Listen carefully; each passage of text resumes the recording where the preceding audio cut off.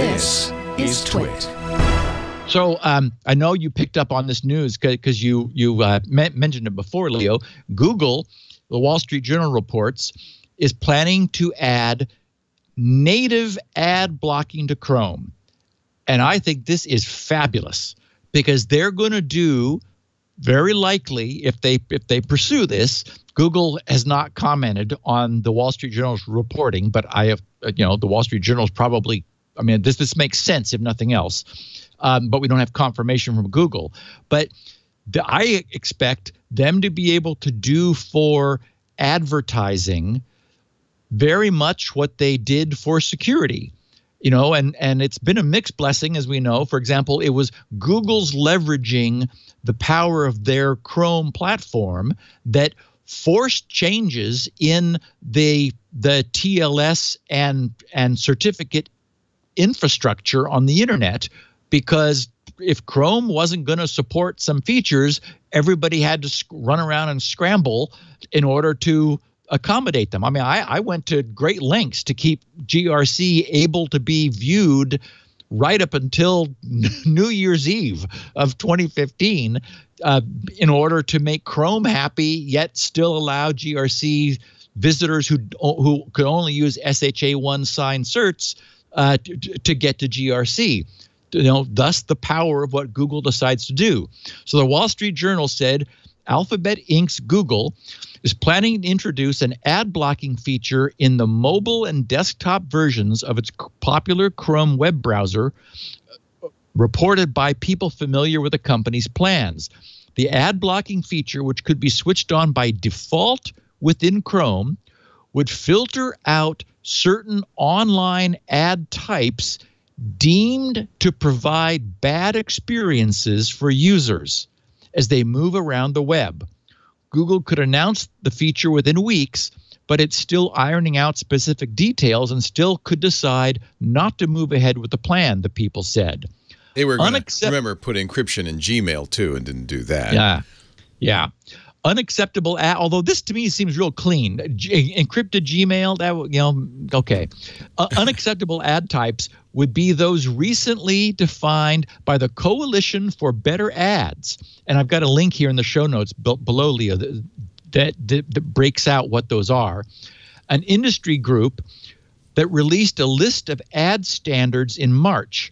According to those standards, ad formats such as pop-ups, auto-playing video ads with sound, prestitial ads, which is a term I hadn't encountered before. Instead of interstitial, these are prestitial with countdown timers, are deemed to be, quote, beneath a threshold of consumer acceptability, unquote.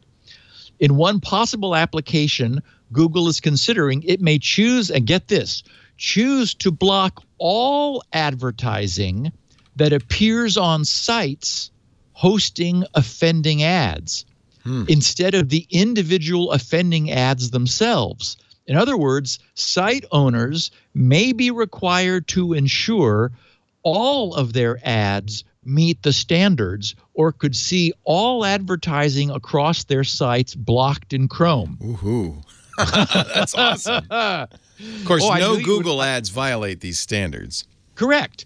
And that's why I think this is a brilliant move, because you know what, it was forced because the choice was let everybody use ad blockers and then you're really dead meat, or do something meeting them halfway. I think they had to do this. This is an example of us winning, in effect. Yes, exactly. The Wall Street Journal in their reporting said that the uptake of online ad blocking tools has grown rapidly in recent years, with 26% of U.S. users now employing the software on their desktop devices, according to some estimates. So, again, Google, as we know, in 2016, they made $60 billion in revenue from online advertising. They're seeing that threatened because users are responding to obnoxious, I've listened to you so many times, annoyed by self-starting videos playing, like when you're trying to do a podcast and something's there making all the noise. time. Yeah, it's really annoying. So I just say bravo to Google for this. So on the desktop, they're saying that pop-up ads, auto-playing video ads with sound, prestitial ads with a countdown, and large sticky ads would be banned. All of those also on mobile, plus mobile ads.